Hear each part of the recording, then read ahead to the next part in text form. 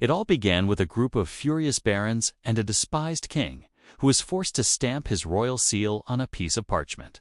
They couldn't have known it at the time, but that single moment would spark an 800-year saga of war, revolution, and reform.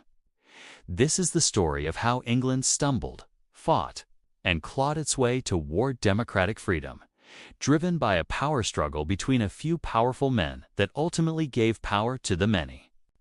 The journey begins not with a grand vision of equality, but with a document born out of crisis. A document that would become a symbol of something far greater than its creators intended. The Magna Carta. The year is 1215. The man on the throne is King John, and to put it mildly, he's not popular. History remembers him as a terrible king, and for good reason. John was greedy, unpredictable, and awful at leading an army. He imposed crippling taxes on his barons to fund his disastrous wars in France, and when they couldn't pay, he seized their castles and land. He meddled with the church, angering the Pope himself, and treated the law as if it were his personal plaything. To John, the king was absolute, his power a divine gift. But his barons had had enough.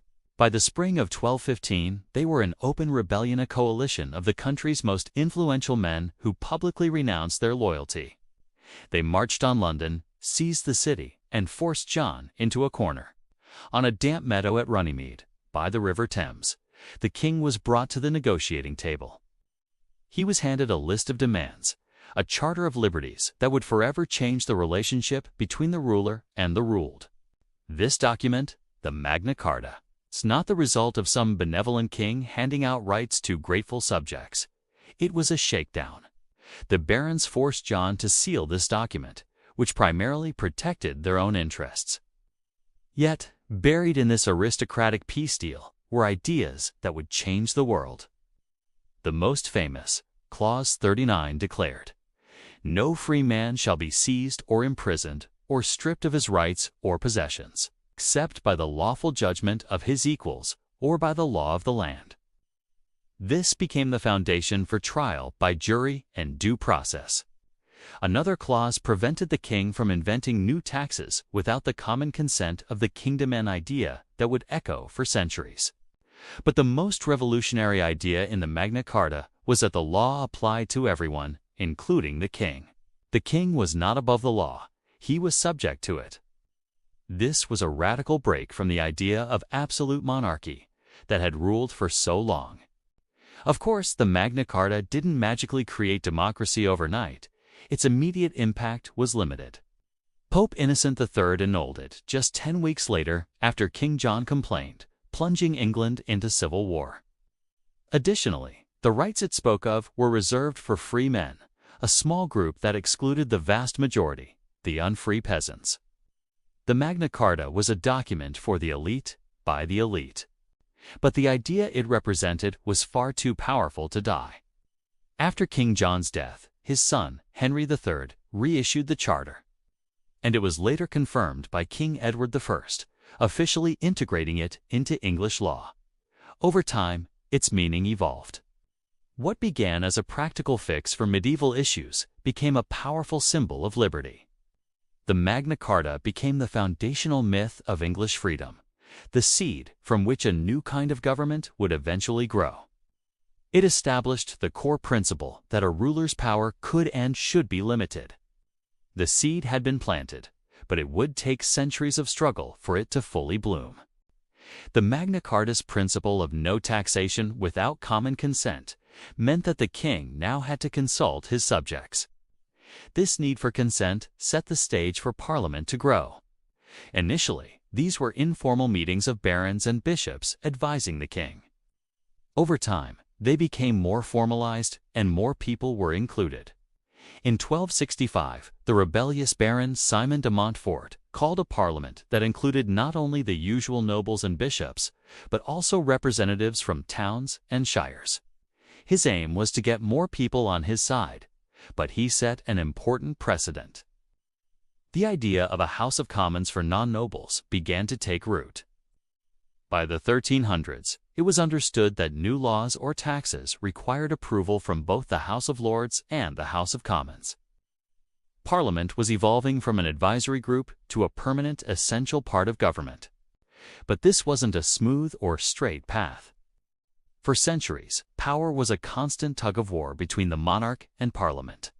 Strong rulers like the Tudors kept Parliament in check, but the tension was always present.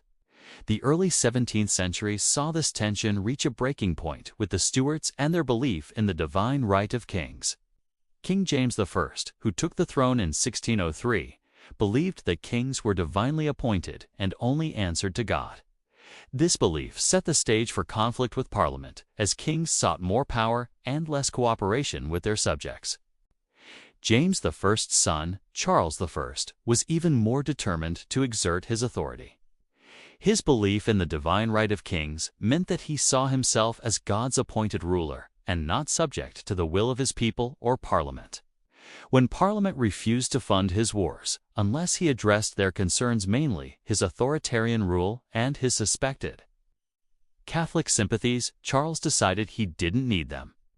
This decision would set England on a path of political upheaval that would last for decades. Charles shut Parliament out completely for 11 years, between 1629 and 1640, a period that came to be known as the 11 Years' Tyranny. During this time, Charles ruled without Parliament's consent, relying on his own methods to raise funds and govern.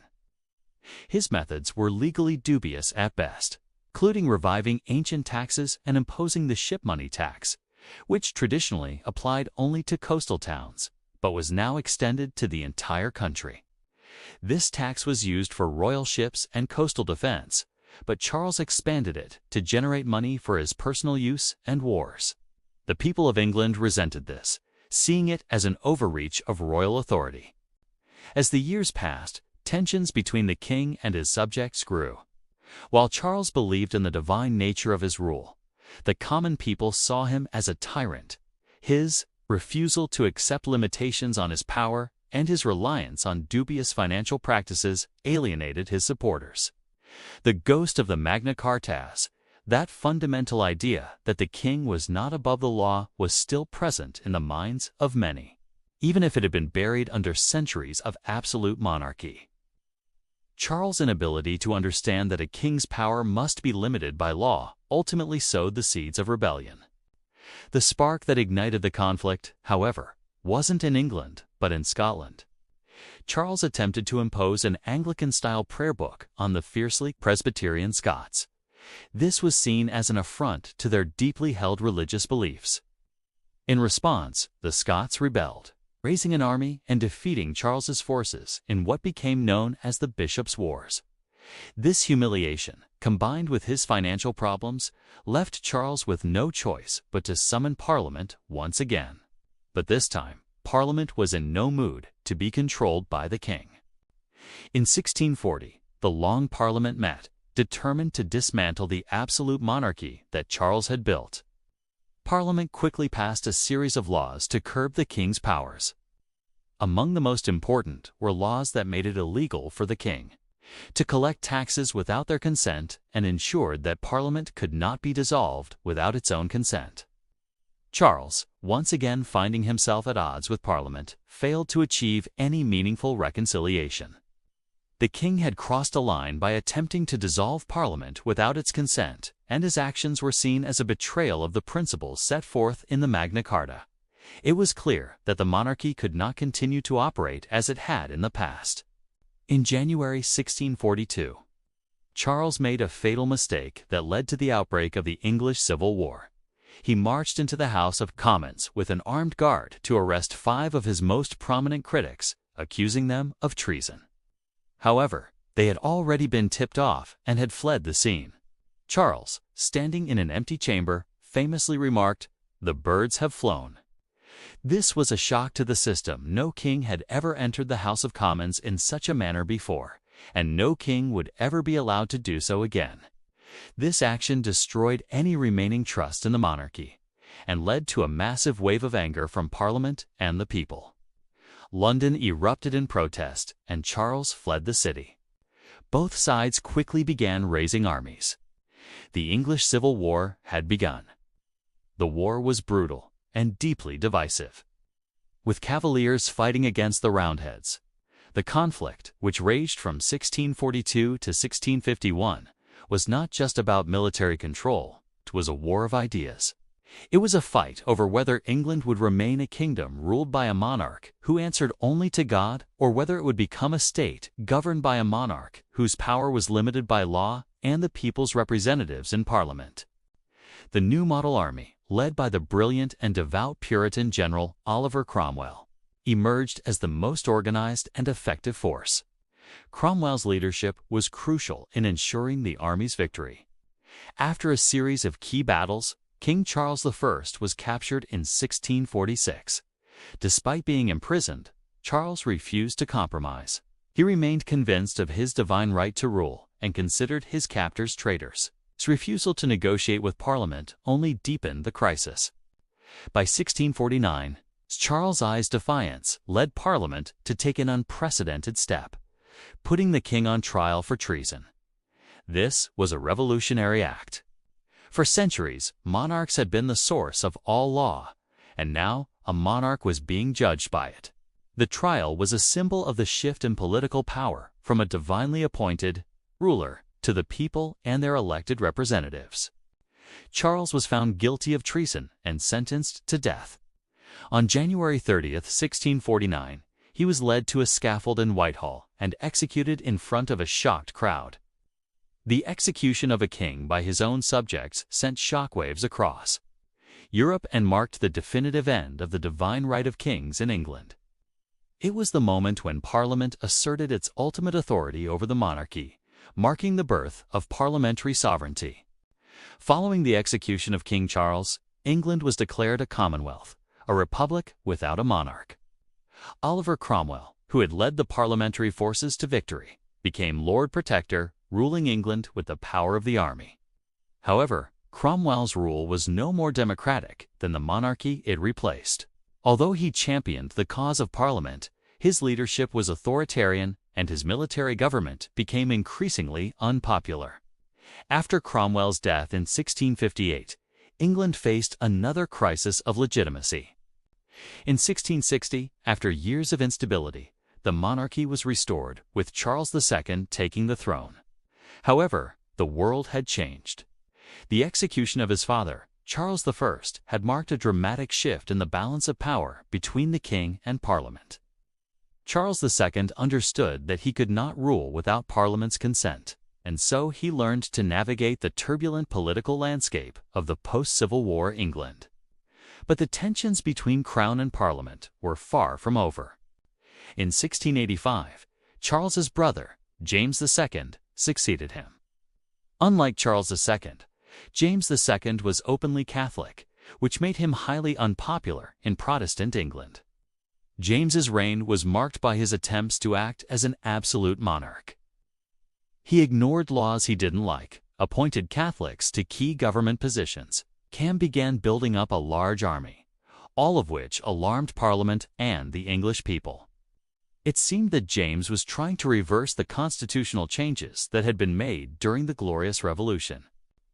The breaking point came in 1688 when James's wife gave birth to a son, which raised the possibility of a Catholic dynasty in England. This was unacceptable to the Protestant political elite.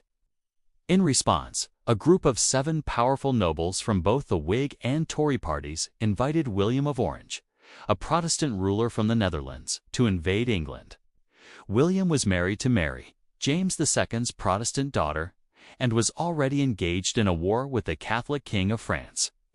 The invitation to William was an invitation to protect England's Protestant religion and its established laws. In November 1688, William landed in England with a large Dutch army. As he marched toward London, James II's support evaporated.